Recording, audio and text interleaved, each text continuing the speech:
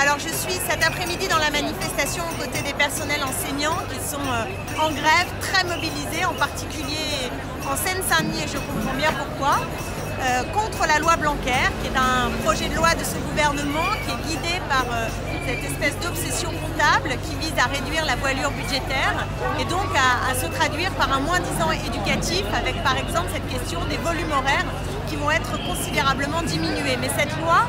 elle inquiète également parce que la question de la liberté d'opinion des enseignants va être posée, ce qui est souvent un corollaire des politiques néolibérales qui, bien souvent, et on le sait depuis l'ère Thatcher, s'accompagnent d'un espèce de contrôle social plus fort. Donc moi je comprends cette volonté de liberté des enseignants et enfin cette logique technocratique qui s'aiguise puisque